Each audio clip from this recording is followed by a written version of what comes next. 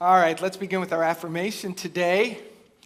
My word is powerful. I use it with great intention to begin what is mine to create, mend what is mine to repair, and end that which is complete.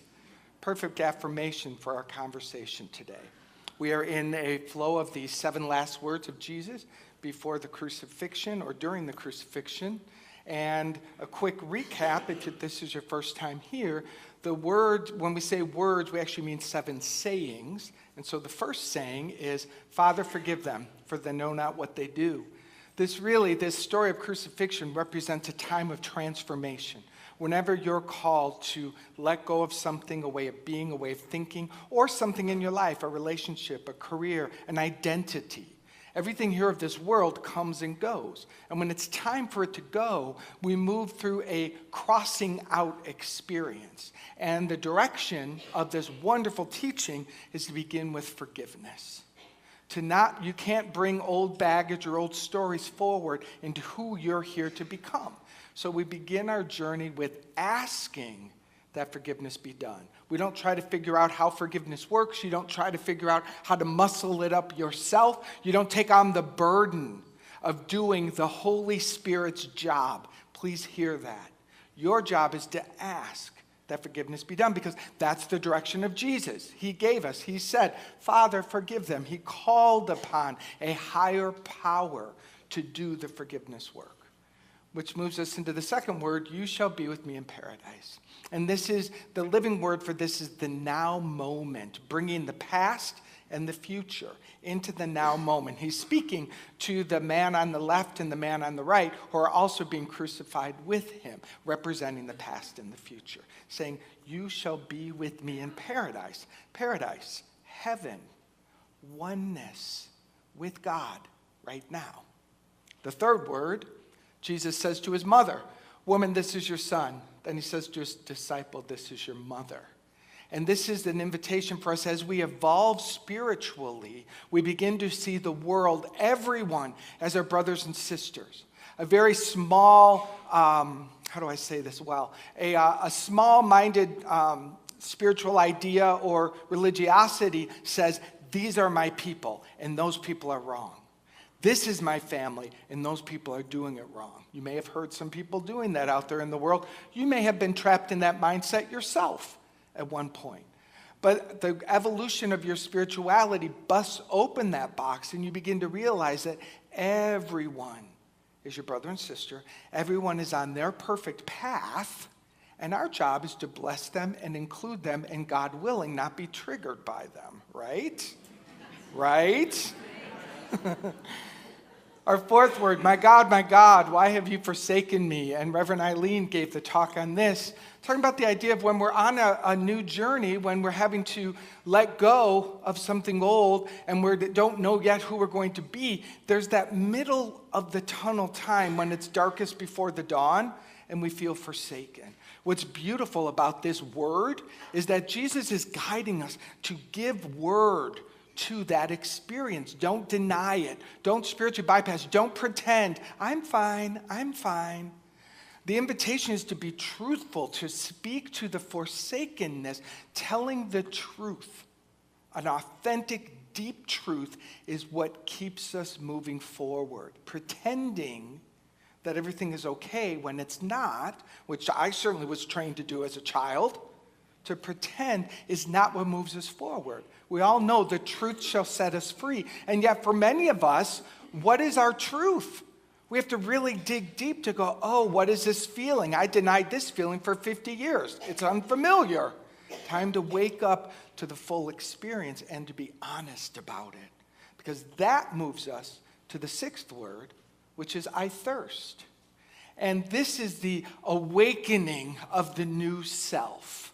This is the rising up into there's something next for me. There always is. There always is. We talked about this last week. Life will never leave you out. Life will always rebirth. Will it be different? Probably. Will it bring some of the wonderful things of your past? Probably. But life always, always renews itself. It's always done that inside of you. And that will never end. That is an eternal truth. And the thirsting, that natural hunger for what's next in life, that thing that makes the grass push up through the cement crack, that's something in there that won't be denied. That's the thirsting. And you can count on that. And that will reawaken you and begin your forward movement. And then we move to the sixth word, which is, it is finished. Interesting. We're moving forward. We're starting to feel that forward momentum. And then it feels like, boom, it is finished. And it's an important part of our transformation, a part of your spiritual journey. Because you see, the universe depends upon your direction on where it is to go and how it is to go and when it is to go. Now, there's a divine blueprint inside of you, but it works in relationship with your authority. And what is your authority? Your spoken word. We talk a lot about the word here because many of us have been trained and conditioned to be sloppy with our word, right? Why is my life haphazard? Well, what have you been saying for the last 24 hours, right? We don't have to look that far back. We just need to kind of pause and look and go, oh, one moment I'm saying I can do this, the next moment I'm saying I can't. One moment I'm lifting someone up, the next moment I'm tearing somebody down. That is sloppy use of one of your most powerful tools for transformation, which is your word. And there comes a point along the journey of letting go where within us something clicks and it goes, oh, this is done. And it's not just a mental knowing. You know, the place where it often happens to us where we get the awareness in our mind first that something's over, but our heart is way behind. Ever happened to you? And that's suffering. That's tough. It's also a time, though, where your energy is getting caught up. You have an awareness, oh, this job is done. Oh, this relationship feels complete for me. Oh, this friendship is over. This identity of how I know myself, it doesn't work in the world anymore. I get it. But the feeling body, it's much slower sometimes. It lags behind. When I was at my church that I founded up in Chicago, it was 10 years old. And many of you know it grew from 3 people to over 1,000 people coming. And I got this, I was really underwater in a lot of ways in my work. I was overwhelmed by it. My learning curve from day one to that day was just like this. Never stopped. And I heard this voice inside of me, you're done here. And that was clear to the mind. It was so simple, it was so quiet, but I had no part of me that was lined up with that. And so I did what you might do when you hear clarity in the mind, but the rest of you isn't ready, you ignore it, right? You sweep it under the rug. You just assume you're stressed or it's a bad day or whatever it is. And sometimes that is. Sometimes the stress and the tiredness does express itself as, I'm out of here, right? We've all said that and not meant it. The dangerous ones are the quiet ones that keep coming back, right? The next month, you're done here. And so you ignore it again. And the next month. And what happens during that is not punishment, but just evolution. It's your spirit calling more and more tension to the awareness, so life gets harder and harder, and the work becomes more frustrating, and the people are more irritating. Everything seems to be elevated into this pocket for you. It's almost like the energy's got to really swell tight and tight so it can finally catapult you out, right? We need a propelling force to be strong enough so we don't just go bloop, but we go psh. Well, that's what was happening to me for the whole year. Just this nagging. So I was working with my spiritual counselor and my coach and beginning to talk it over, and I'd given my whole life to this. Anyone giving your whole life to something and then like maybe had a child and then they leave or something? All of these things, right? It's time to change. It's time to let go so you can grow. There was a moment in my evolution where I remember the place. I was speaking in Denver at a conference, and I was in my hotel room on the phone with my spiritual counselor doing a session, and it was like my spiritual community and me were like stuck together. Some would call it codependency. I'm trying to be nice about it. I'm prone. But something in the middle of the conversation popped it apart just like that. And I felt in my solar plexus, it popped open, and I took a deep breath, deeper than I probably had taken in a very, very long time.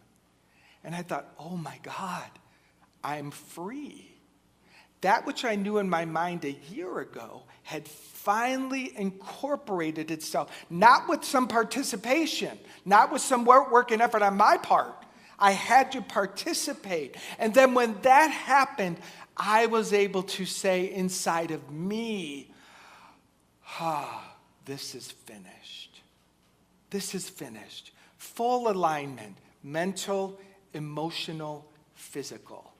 And when that alignment happens, then movement is quick, right? Then boom, boom, boom, boom, boom, the stars align, the universe is yes, you're a yes, and change begins to swoop in.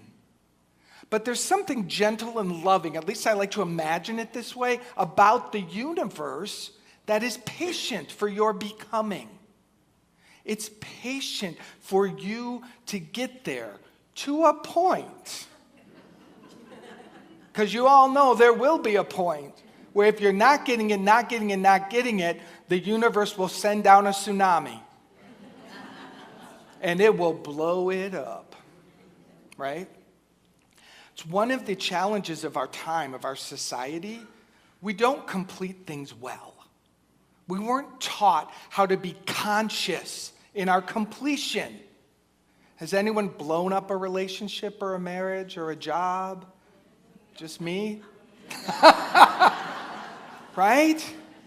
Nothing wrong. I mean, endings are going to end, but as we grow spiritually, as we move through a time of transformation, our spirit says, this can be gentler. This can be kinder, right? Things are going to end, and that's what's supposed to be. Sometimes the how can be quite messy. I feel very blessed to have, through my spiritual evolution, been given the ability to really most often look back and go, okay, the how is the way it happened, but the what is more important right now. What's occurring? Someone's being called to move on. Something's happening.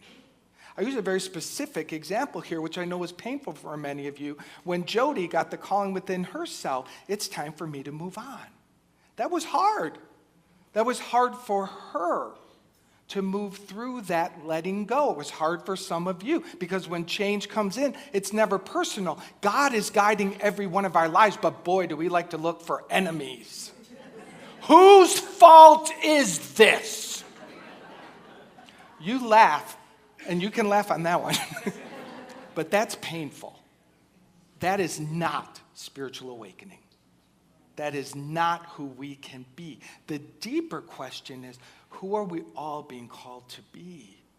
When the pieces on the playing field start to move and shift, and one piece says, oh, I'm finished. Life is calling me somewhere. Do you go, someone did that to them, or do you go, oh, they have their own God. There's nothing happening to anybody. Everyone is called. Conscious. Can you imagine your husband, wife, partner walking in the door 20 years and going, you know, I really am getting this prayerful insight that I'm complete here in this relationship.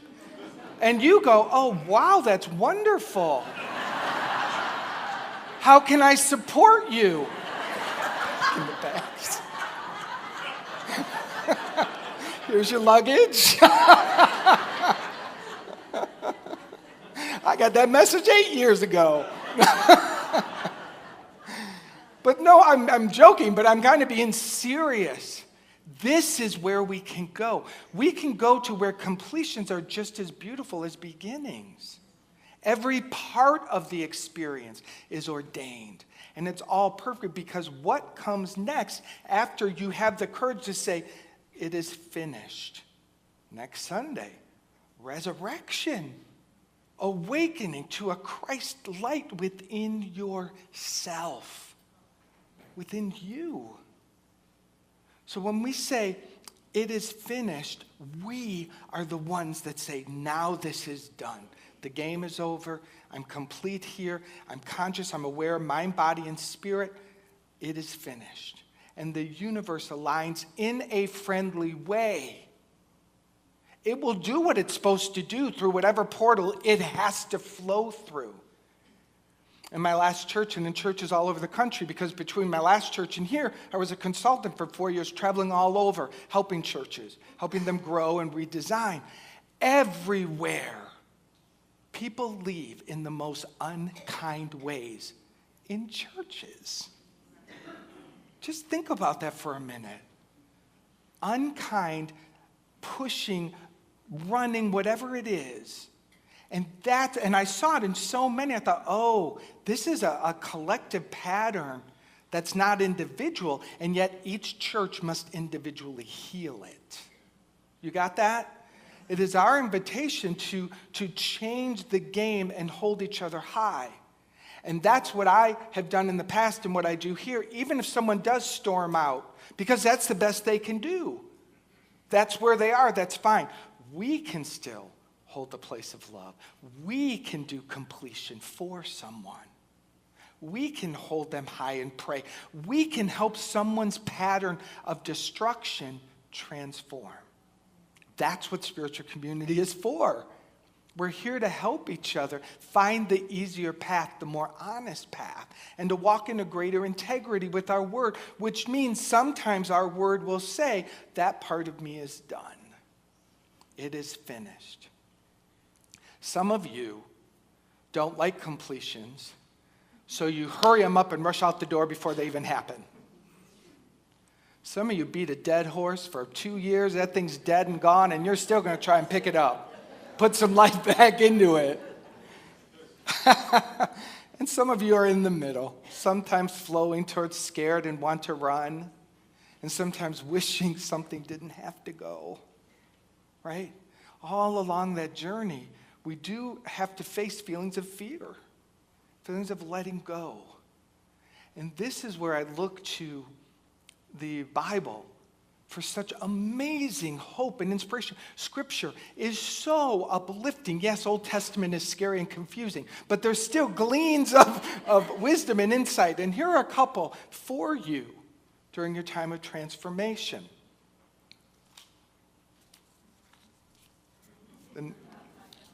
Oh, that was supposed to come up a long time ago. Move to the next one.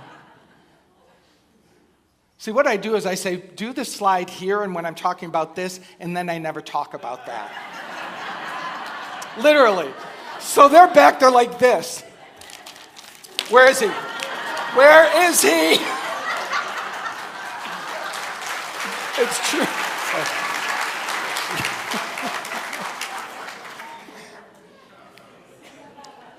God is our refuge and strength, an ever-present help in trouble and change. Therefore, we will not fear.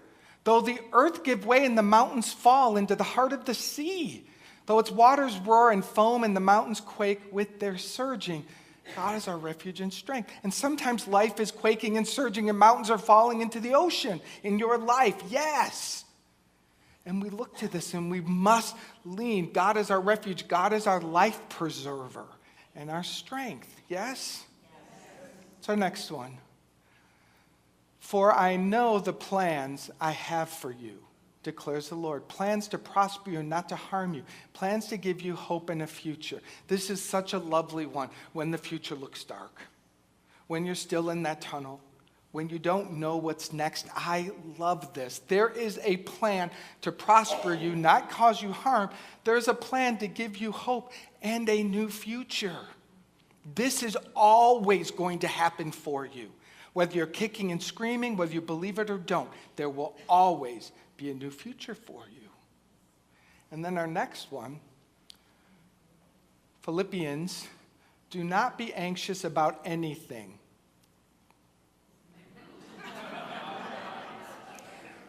I should just stop there. Do not be anxious about anything, but in every situation, not a few, not here and there, every situation, by prayer and petition, our spiritual practice, by prayers and affirmations, by renewing of the mind, by our spiritual practice, with thanksgiving and gratitude, present your requests to God. And the peace of God, which transcends all understanding, will guard your hearts and your minds in Christ Jesus, in the Christ light.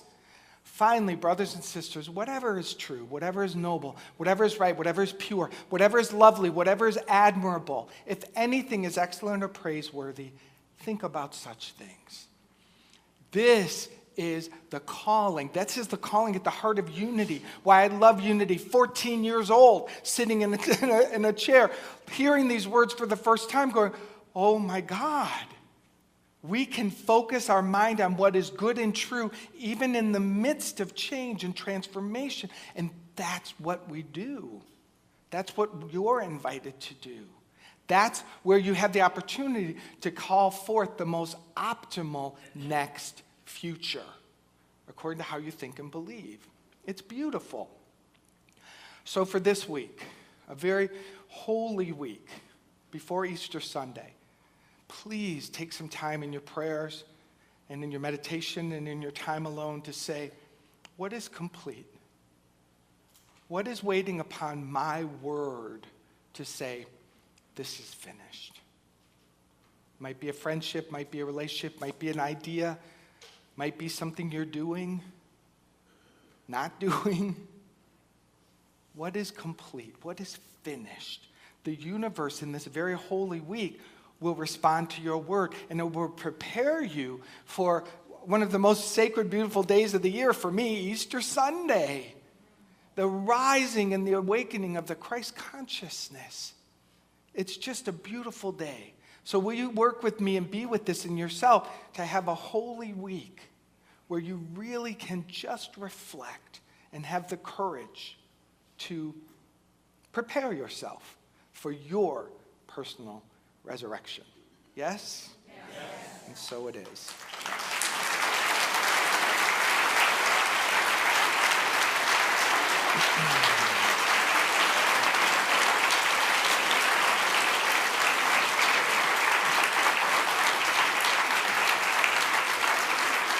Thank you. Thank you. Very kind of you. Let's move into a little bit of prayer. Invite you to close your eyes, open your hands on your lap. If you're a prayer chaplain or a prayer chaplain in training, would you please stand? These wonderful people are studying and growing so that you can stand on their shoulders and turn to them when you feel weak in the knees. Our prayer chaplains are here.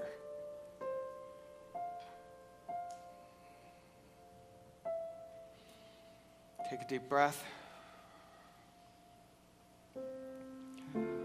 O holy, holy one, a divine light and presence that is eternal, forever reaching down and up, out and in. A spaceless, timeless light that is alive and individual and beautiful. One power expressed in multitudes of dimensions of being, in multiple realities and multiple universes.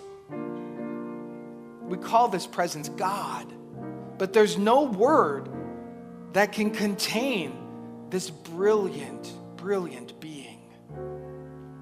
And I know that this is what I am. I am literally formed and fashioned out of this magnificent light. There's no part of me that is not that. And as it's true for me, it's true for each one of us here.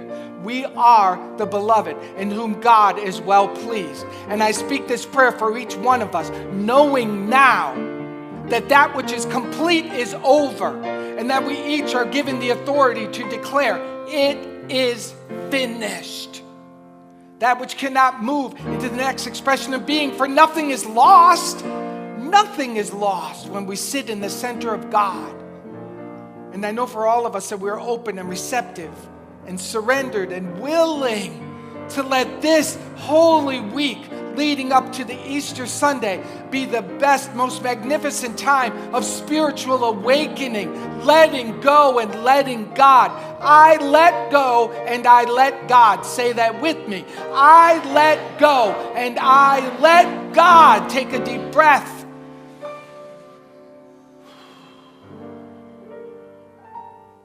I let go and I let God have its way with me because it's good and because this future is filled with hope and new expression and creativity and joy and a greater awareness of this magnificent life that is living me. This is what we say yes to. I know that this prayer is fulfilled. I'm grateful for the fulfillment of this prayer. And I release it now into the action of the law, knowing that it is done. And so it is. Amen. Amen. Amen. Thank you.